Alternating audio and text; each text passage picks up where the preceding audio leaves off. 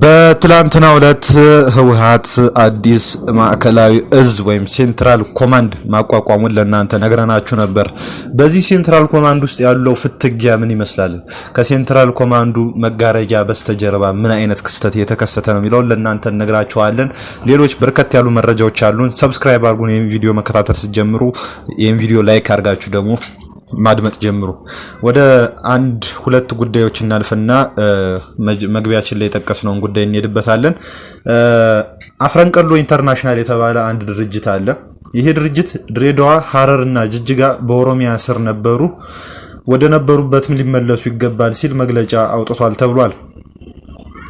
እንግዲህ ይሄ መግለጫ ያወጣው እንግዲህ አፍረንቀሎ ኢንተርናሽናል የተባለ ድርጅት ነው። አፍረንቀሎ ኢንተርናሽናል የተሰኘው ድርጅት በሰጠው ጋዜጣዊ መግለጫ የኢትዮጵያ ሀገራዊ ምክክር ኮሚሽን ድሬዳዋ ከተማን ሙሉ በሙሉ በፌደራል መንግስት ስልጣን ስር ለማድረግ ያሳለፈውን ማንኛውንም ውሳኔ አጥብቄ ይቃወማለሁ ብሏል።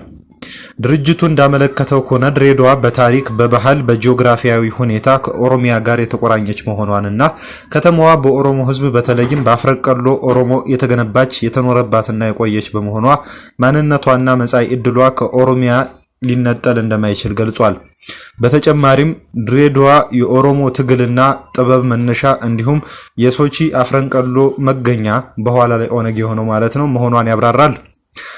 ሐረርና ጅጅጋ በታሪክ የሐረርጌና የኦሮሚያ አካል እንደነበሩ የጠቀሰው ይሄ መግለጫ በህወሓት አስተዳደር ዘመን ሐረር ለሐረሪ ክልል፣ ጅጅጋ ደግሞ ለሶማሌ ክልል በመሰጠታቸው የኦሮሞ ህዝብና የሐረርጌ ምድር ያለ ዋና ከተማ እንዲቀር መደረጉን በመጥቀስ ይህ ታሪካዊ በደል ሊታረም ይገባል ብሏል። ድርጅቱ አራት ዋና አቋሞችን የያዘ ሲሆን ድሬዳዋ በኦሮሞና በኦሮሚያ ስር የነበረች ናት። ከተማዋ በዚያው አቋም እንድትቀጥል እንፈልጋለን። ድሬዳዋ የኦሮሚያ አካል ሆና መቆየት አለባት ብሏል። ሐረርና ጅጅጋ ደግሞ ወደ ኦሮሚያ ሊመለሱ ይገባል። ሐረርጌ ያለ ታሪካዊ ዋና ከተሞቹ ሊቀር አይችልም ብሏል። የከተሞቹን ሁኔታ በሚመለከት የሚወሰን ማንኛውም ውሳኔ የታሪክ ባለቤትነትንና የኦሮሞን ህዝብ ዲሞክራሲያዊ ፍላጎትን ያከበረ መሆን አለበት ሲል አፍረንቀሎ ኢንተርናሽናል አመልክቷል። በመጨረሻም አፍረንቀሎ ኢንተርናሽናል የኢትዮጵያ አገራዊ ምክክር ኮሚሽን በድሬዳዋ ላይ ያሳለፈውን ውሳኔ እንዲሽርና የሐረርጌ ክፍፍል ያመጣውን ፍትሃዊ ያልሆነ አሰራር እንዲያስተካክል ነው ጥሪ ያቀረበው ማለት ነው። እንግዲህ የከተማ ይገባኛል ውዝግቦች ከአዲስ አበባ ተሻግረው በድሬዳዋ፣ ሐረርና ጅጅጋ ላይ ቀርበዋል። እንግዲህ ይሄ እንቅስቃሴ ወዴት ያመራል? የከተማዎቹን ነዋሪዎችን ባማከለ መልኩ ወይስ ፖለቲካዊ ውሳኔ የሚለውን ጉዳይ ወደፊት የምናየው ይሆናል። በሌላ በኩል በትላንትናው ዕለት የራሱን የአማራ ፋኖ ብሔራዊ ንቅናቄ ብሎ የሚጠራው ኃይል መሪ የሆነው ዘመነ ካሴ አንድ መልእክት አስተላልፏል። አንዳንድ ነገሮች በሚል ርዕስ ስር የተለያዩ ሐሳቦችን አስቀምጧል። የአማራ ፋኖ ከሌሎች ህዝባዊና ብሔራዊ ኃይሎች ጋር የሚተባበረው ብቻውን መቆም ስለማይችል አይደለም። የትግራይ ኃይል ከአማራውና ከኦሮሞ ጋር የሚተባበረው ብቻውን መቆም ስለማይችል አይደለም። አፋሩ ከአማራውም ከኦሮሞውም ከሲዳማውም ከበርታውም ጋር የሚተባበረው ብቻውን መቆም ስለማይችል አይደለም ያለው አቶ ዘመነ፣ ኦሮሞ ከጉምዝና ከአማራ ጎን የሚቆመው ብቻውን መቆም ስለማይችል አይደለም። ሶማሊው ከሌሎች ወገኖች ጋር የሚያብረው ብቻውን መቆም ስለማይችል አይደለም።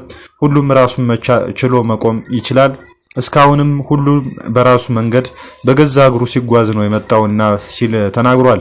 እነዚህ ድርጅቶች የሚተባበሩት ብቻቸውን መቆም ስለማይችሉ ሳይሆን ትብብር ዛሬም ዘላለማዊም ጠቀሜታ ስላለው ነው። ስለዚህ ህዝባዊ ኃይሎች ይተባበራሉ፣ የጋራ ግባቸውንም በጋራ ያሳካሉ ብሏል። ይህም ማለት በጽምዶ እንቅስቃሴያችን በርትተን እንቀጥላለን ማለቱ ነው። በሁለተኛ ደረጃ የኛ ዘመን ተልእኮ ሰዎችን መሰብሰብ ነው፣ ማቀራረብና መቀራረብ ነው፣ ፍቅር ነው፣ ሰይፍ ያነሳ ነው፣ አበባችንን ነጥቀውን ነው ብሏል። እኛ በዚህ ኃላፊነት እያለን በግፍ ሊያጠፋን ገፍቶ ካልመጣ በስተቀር አማራን ከሌላ ህዝብ ጋር አናዋጋውም፣ መቼም አናደርገውም ብለዋል። እንግዲህ አቶ ዘመነ ለአማራ ህዝብ ተበድረን ተጨማሪ ጠላቶች አንገዛለትም፣ ለሌሎች ወገኖችም የመከራ ምክንያት አንሆንም ያለው ዘመነ ይህ ምኞታችን እንዲሁ ብላሽ አይሆንም። ሁሌ እንደምንለው በጎ ምኞቶች ዳር የሚደርሱት የራሳቸው እግዚአብሔር አላቸው በማለት ተናግረዋል። ይህ የቂም ተራራን የቁርሾ ጋራን የሚያፈርሰው የመገዳደል እንቧለ የሚሰብረው የመጨረሻው ትውልድ ነው ብሏል ማለት ነው።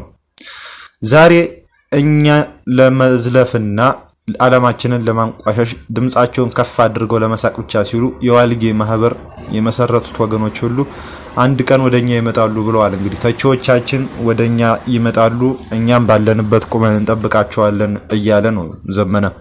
ይህንን በጎ ምኞታችንን ይገዛሉ፣ የራሳቸው ያደርጋሉ። ያኔም ፍጹም ሳይሸማቀቁ በፍጹም ይቅርታ እንቀበላቸዋለን። እስከዛው ድረስ ግን ለአንድ ስድብ አንድ ጡብ እያስቀመጥን ወደፊት እንጓዛለን በማለት እንግዲህ አቶ ዘመነ እንግዲህ መልእክታቸውን ቋጭተዋል። ይሄም ጽምዶ ለሚቃወሙ ወገኖች የቀረበ አስተያየት ይመስላል። እንግዲህ በገደምዳሜ ማለት ነው። ያው በቀጥታ ባይናገሩም እኛ የሚዘልፉ አካላት አሉ ያሏቸው አቶ ዘመነ ያው ጽምዶ ውስጥ ጥምረት መፈጠር የለበትም ብለው ተቃውሟቸውን እያቀረቡ ያሉትን አካላት ነው።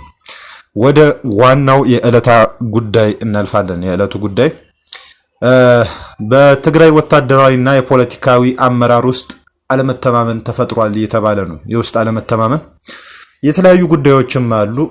እንግዲህ ይሄን ትንተና የምናቀርብበትን መረጃ ያገኘ ነው ዩኤምዲ ከተባለው ሚዲያ ነው።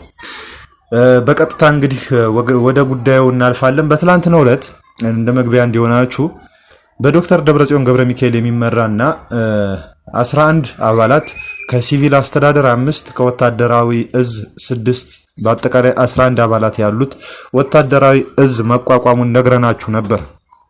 እናም ይሄን ወታደራዊ እዝ በተመለከተ ነው ይሄ የወጣው መረጃ የሚያመለክተው።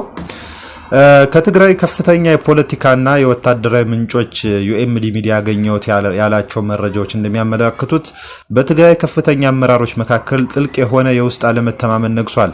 ይህ ውጥረት የተከሰተው በቅርቡ በትግራይ ምዕራባዊ ግንባር በደረሰ ወታደራዊ ሽንፈት ከኤርትራ ጋር በሚደረገው ግንኙነት ላይ በተፈጠረ ልዩነትና ሰራዊቱን በዝግታና በጸጥታ እንደገና ለማዋቀር በሚደረግ ጥረት መሆኑ ስለመሆኑ ነው የተገለጸው። ምክንያቱ ነው የሚጠቀሰው። በተጨማሪም አንድ ከፍተኛ ባለስልጣን እንደገለጹት ሰኔ 24 ቀን 2018 ዓ.ም በተደረገ የትግራይ ክልል ምክር ቤት በዝግ ስብሰባ አዋጅ ቁጥር 366/2018 ከጸደቀ በኋላ በውስጥ ውይይቶች ላይ ነፃ አስተያየት የመስጠትና የመሞገት ባህል በከፍተኛ ደረጃ ተዳክሟል። በህወሓት ፖሊት ቢሮ ማዕከላዊ ኮሚቴ የትግራይ ካቢኔና በከፍተኛ ወታደራዊ አመራር ስብሰባዎች ላይ መሰረታዊ ልዩነቶችና ክርክሮች አይንጸባረቁም። ከጥቂት የውስጥ አመራሮች ውጪ ያሉ አካላት ይፋዊ አቋምን ከተቃወሙ ከሃዲ ለጠላት የሚሰሩ ወይም ትግራይን በጦርነት ወቅት የሚያዳክሙ ተብለው የመከሰስ ስጋት አለባቸው። ይህም በከፍተኛ ፖለቲከኞችና ወታደራዊ አዛዦች ዘንድ ሰፊ የራስ ሳንሱር ወይም ሰልፍ ሴንሰርሺፕ እንዲነግስ አድርጓል። በቅርቡ በሽራሊና አካባቢ በትግራይ ኃይሎች ወይም ራሱን ቲዲኤፍ ብሎ በሚጠራው ኃይል እና በኢትዮጵያ ፌዴራል ኃይሎች ወይም በመከላከያ ሰራዊት መካከል የተካሄደው ውጊያ ለውስጣዊ ውጥረቱ መባባስ ምክንያት ሆኗል። አንድ ከፍተኛ የመረጃ ምንጭ እንደገለጹት በትግራይ በኩል ለዓመታት የተከማቹ በርካታ ወታደራዊ መሳሪያዎች፣ የአቪዬሽን እና ተሽከርካሪዎች በዚህ ምክንያት መውደማቸው ሲነገር በርካታ ተዋጊዎች ተማርከዋል፣ ሌሎች ደግሞ ተገድለዋል። አንዳንዶች አስክሬን ከወንዝ መውጣቱን ተነግሯል፣ ከወንዝ ውስጥ ማለት ነው። ይህ አጋጣሚ በምዕራብ ግንባር አዛዥ ጀነራል ምግባይ ኃይለና በአርሚ 13 በትላንትናው ዕለት በቁጥጥር ስር ውለዋል በተባሉት በአርሚ 13 አዛዥ በኮሎኔል ጸጋይ ተካ ወይም ጸጋይ ማርከስ መካከል ጥብቅ አለመግባባትን ፈጥሯል። የፌዴራል ኃይሎች ጥቃት ሊፈጽሙ እንደሆነ ቀደም ብሎ መረጃ ደርሶ የነበረ ቢሆንም ለምን አስፈላጊው እርምጃ አልተወሰደም፣ እንዲሁም አርሚ 70 ለምን ድጋፍ አልሰጠም የሚሉ ጥያቄዎች በውስጥ ተነስተዋል። አሁን ላይ ክስተቱን የሚያጣራና ሂስና ግለ ሂስ የሚያካሂድ ኮሚቴ ወደ ስፍራው ማለትም ወደ ሱዳን መላኩ ተነግሯል። ከሁለት ሳምንታት በፊት በመቀሌ በተደረጉ ውሳኔዎች መሰረት የተወሰኑ የሰራዊት አዛዦች የምክትል ግንባር አዛዥ ተደርገው እንዲመደቡ ተወስኗል። እነዚህም ሜጀር ጀነራል አብርሃ ተስፋይ ወይም ድንኩል የአርሚ 40 አዛዥ፣ ብርጋዴር ጀነራል ፍሳ በየነ ወይም ወርቂ አይኑ የአርሚ 33 ሰራዊት አዛዥ፣ ጀነራል ወልደ ጊዮርጊስ ተክላይ ወይም ቅጽል ስማቸው ሸሪፎ የአርሚ 42 አዛዥ እና ጀነራል ዘነበ ክፍሌ የአርሚ 31 ሰራዊት አዛዥ ናቸው። እነዚህ ሹመቶች ቀደም ሲል በትግራይ ወታደራዊ መዋቅር ውስጥ ያልነበሩ በመሆናቸው ትልቅ ትርጉም አላቸው ይላሉ ተንታኞች። ምንጮች እንደሚያስረዱት እነዚህ አዛዦች በጊዜያዊነት ወደ ግንባር አመራርነት እንዲገቡ የተደረገው በሂደት ነባሮችን አዛዥ ለመተካት ወይም ለመቆጣጠር ታስቦ ነው። በዚህ አደረጃጀት ወርቂ አይኑ ድንኩልና ምናልባትም ጀነራል ሙዘይ መኮንን የአርሚ 70 አዛዥ እና ጀነራል ህንጻ ወልደ ጊዮርጊስ የአርሚ 60 አዛዥ በጀነራል ምግባይ በሚመራው እዙ ዙሪያ ተመድበዋል። ሸሪፎ ደግሞ የደቡብ ግንባር አዛዥ ዮሐንስ ወልደ ጊዮርጊስን ወይም ጆን መዲድ ለመተካት ወይም ለመቆጣጠር ተመድቧል።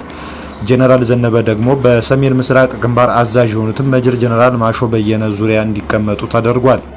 ይህ እርምጃ ግንባሮችን መቆጣጠር ማለት ስራቸውንና በስራቸው ያሉትንም ሰራዊቶች ሙሉ በሙሉ መቆጣጠር ማለት እንደሆነ ነው የመረጃ ምንጮች እያመለከቱ ያሉት። በሌላ በኩል ደግሞ የዚህ መልሶ ማደራጀት ዋና እቅድ በቅርቡ የትግራይ ጊዜያዊ አስተዳደር ፕሬዝዳንት የነበሩትን ሌተናል ጀነራል ታደሰ ወረደን የተኩትን የትግራይ መከላከያ ኃይል ብለው ራሳቸውን የሚጠሩት ወይም የቲዲኤፍ ዋና አዛዥ የሆኑት ጀነራል ፍሳ ኪዳኑ ወይም ፍሳ ማንጁስ ስልጣን መቀነስ እንደሆነ ይነገራል። ፍሳ ማንጁስን በቀጥታ ከስልጣን ከማንሳት ይልቅ በስሩና በዙሪያው ያለውን የእዝ መዋቅር በመቀየር የተግባራዊ ወይም መሬት ላይ ያለውን ስልጣኑን ማዳከም ተመርጧል። በቅርቡ የትግራይ ካቢኔ ያጸደቀው ደንብ ለምክትል አዛዥ ጀነራል ኃይለ ስላሴ ግርማይ ወይ ወዲ እምበይተይ በኦፕሬሽን በደህንነትና በሎጂስቲክስ በኩል ሰፊ ስልጣን ሰጥቶታል። ይህም ወዲ እምበይተይን በተግባር ዋና ወታደራዊ ባለስልጣን ያደርገዋል። በዚህም ፍሳ ማንጁስ በስም ዋና አዛዥ ሆነው ሳለ በተግባር ግን ዋና የኃይል መግቻ መሳሪያዎችን ያጣሉ ማለት ነው። በውይይቱ ላይ የተሳተፉ ባለሙያ እንደገለጹት ይህ መመሪያ ተቋማዊ አደረጃጀትን መሰረት ያደረገ ሳይሆን በተወሰኑ ግለሰቦች ላይ ታስቦ የተዘጋጀ ነው ተብሏል። የትግራይ ክልል ምክትል ፕሬዝዳንትና የህወሓት ምክትል ሊቀመንበር የሆኑት አቶ አማኑኤል አሰፋ ይህን አዲስ መመሪያ ካቢኔው እንዲያጸድቀው በማድረግ ረገድ ትልቅ ሚና ተጫውተዋል። አማኑኤል አሰፋ ከፍተኛ ስልጣን ለወዲ እምበይተይ እንዲተላለፍ አጥብቀው የተከራከሩ ሲሆን የቀረቡ ተቃውሞችንም ውድቅ አድርገዋል። እንደ መረጃ ምንጮች ገለጻ አማኑኤል ከፍሳ ማንጁስ ጋር የሻከረ ግንኙነት ያላቸው ሲሆን ከአዲሱ የስልጣን ሽግሽግ በስተጀርባ የራሳቸውን ፖለቲካዊ ተጽዕኖ ለማስፋትና ለማጠናከር አልመዋል ተብሏል። በአሁኑ ወቅት ውሳኔዎችን የሚያሳልፈውና ሂደቱን የሚመራው አነስተኛ የፖለቲካና ወታደራዊ ስብስብ 5 አባላት ያሉት ሲሆን የመጀመሪያው የህወሓት ሊቀመንበር የሆኑት ዶክተር ደብረጽዮን ገብረ ሚካኤል፣ የህወሓት ጽህፈት ቤት ኃላፊ የሆኑት ፈትለወርቅ ገብረ እግዚአብሔርና የቀድሞ የደህንነት ኃላፊ እንዲሁም የህወሓት ማዕከላዊ ኮሚቴ አባል አቶ ጌታቸው አሰፋ፣ ጀነራል ኃይለ ስላሴ ግርማ ወዲ እምበይተይና ሜጀር ጀነራል ወዲ መድህን እንደሆኑ ነው እንግዲህ ወይም ብርሃነ ነጋሽ የሚባሉት ናቸው በዚህ ስር ያሉት። ይህ ስብስብ ይፋዊ ከሆነው ትላንትና ዕለት ከጠቀስነው ማዕከላዊ እዝ ወይም ደግሞ ሴንትራል ኮማንድ የተለየ ነው ተብሏል። በይፋዊ ማዕከላዊ እዝ ውስጥ ፍሳ ማንጁስ፣ ዶክተር አብርሃም ተከስተ፣ አቶ አማኑኤል አሰፋ፣ ጀነራል ምግባይ ኃይለና ዮሐንስ ወልደ ጊዮርጊስ ወይም ጆን መዲድ ቢኖሩበትም ዋና ዋና ውሳኔዎች የሚያልፉት በእነዚህ 5 አባላት ጥብቅ ስብስብ በኩል ነው ተብሏል። እንግዲህ ሴንትራል ኮማንዱ ያን ያህል አቅም ላይኖረው ይችላል ማለት ነው። በዚህ ሁኔታ ምንጮች እንደሚያስረዱት ዶክተር ደብረጽዮን ታማኝነታቸው ለእርሳቸው ብቻ የሆኑ አዛዦችን በመመደብ የራሳቸውን ወታደራዊ የእዝ መዋቅር እየገነቡ ይገኛሉ ተብሏል። ይህ ሁሉ የስልጣን ሽኩቻ እየተካሄደ ያለው ማንኛውንም የውስጥ ተቃውሞ ማስተናገድ በማይችል የፖለቲካ ምህዳር ውስጥ መሆኑንም ሁኔታውን አሳሳቢ ያደርገዋል። አዋጅ ቁጥር 366 እዝባር 2018 ከጸደቀ ወዲህ በፖሊት ቢሮ በካቢኔና በሰራዊቱ ስብሰባዎች ላይ ይፋዊ ተቃውሞ ማቅረብ እንደ ፖለቲካዊ አጭበርባሪነት ወይም ከጠላት ጋር እንደመተባበር ተደርጎ ስለሚወሰድ አብዛኞቹ አመራሮች ዝምታ መርጠዋል ተብሏል። ይህ ደግሞ በወታደራዊ ጉዳዮች ላይ በከፍተኛ ደረጃ አደገኛ ነው የሚሉት ተንታኞች፣ ምክንያቱም ደግሞ ትክክለኛ ወታደራዊ መረጃዎች ወደ ላይ እንዳይደርሱ ወይም ወደ በላይ አካል እንዳይደርሱና ስህተቶች በጊዜ እንዳይታረሙ ያደርጋል። የሽረሪና ሽንፈት የዚህ ችግር ግልጽ ማሳያ ተደርጎ እንደሚወሰድም ነው የመረጃ ምንጮች ያመላከቱት። ከእዝ መዋቀሩ እንደገና ሪስትራክቸር ከማድረጉ ሽኩቻ በስተጀርባ ሌላው ትልቁ አጀንዳ ከኤርትራ ጋር ያለው ግንኙነት ነው። ዶክተር ደብረጽዮንን ጨምሮ ከፍተኛ የህወሓት አመራሮች ከኤርትራ ጋር ግንኙነት መጀመራቸውን ቢናገሩም የኤርትራ መንግስት ይፋ በተደረገ ስምምነት እስካሁን ስለመኖሩ እስካሁን አላወጀም። እንደ ምንጮች ገለጻ ከሆነ ኤርትራ ዋና ፍላጎቷ ጦርነቱ ወደ ራሷ ግዛት እንዳይመጣ መከላከል ሲሆን ማንኛውም ወታደራዊ ድጋፍ ከሰጠች ግን የትግራይ ኃይሎች የትና ከማን ጋር እንደሚዋጉ የመወሰን ተጽዕኖ ልታደርግ ትችላለች። በተለይም ምዕራብ ትግራይን በኃይል ለማስመለስ የሚደረግን እንቅስቃሴ ኤርትራ እንደማታበረታተው ተገልጿል። እዚህ ጋር ማስታወስ የምንፈልገው እንግዲህ አቶ አንዳርጋቸው ጽጌ ስለ ጽምዶ ከመሳይ መኮንን ጋር በነበራቸው ቆይታ ላይ በኤርትራ በኩል የትግራይ ኃይሎች ምዕራብ ትግራይንም ሆነ ደቡብ ትግራይንም የማስመለስ እንቅስቃሴ እንዳያደርጉ ጥብቅ የሆነ ጫና መፍጠራቸውና በዚህም ስምምነት ተፈጥሮ ከፋኖ ኃይሎች ጋር በሂደት እንቅስቃሴ እየተደረገ እንደሚገኝ ተናግረው ነበር። ኤርትራ ከህወሓት ጋር ያላትን ግንኙነት በይፋ ለማሳወቋ ህወሓት ከፌደራል መንግስት ጋር ያለውን ግንኙነት ሙሉ በሙሉ እንዲቋረጥና በኤርትራ ላይ ብቻ ጥገኛ እንዲሆን ለማድረግ የተነደፈ ስትራቴጂ ሊሆን እንደሚችል በተንታኞች ዘንድ ይገመታል። በሐምሌ ወር በተካሄዱት እምቢ ለብሔራዊ ውድመት በሚሉ መድረኮች ላይ የህወሓት አመራሮች የብልጽግናን አስተዳደር እንቀብራለንና ብልጽግና ዲፕሎማሲያዊ አቅም አጥቷል ሲሉ ተናግረዋል።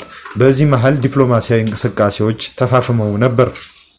ሐምሌ 9 ቀን የአሜሪካው አምባሳደር አርቪን ማሲንጋ መቀሌን የጎበኙ ሲሆን በኋላ ግን የተያዘው ቀጠሮ ሳይሳካ ቀርቷል። የቀድሞ የናይጄሪያ ፕሬዝዳንት እና የአፍሪካ ህብረት ልዩ መልእክተኛ የሆኑት ኦሉሴጉን ኦባሳንጆ ነሐሴ 18 ቀን ሳይታሰብ መቀሌ ገብተው ከዶክተር ደብረጽዮን ጋር ተገናኝተዋል።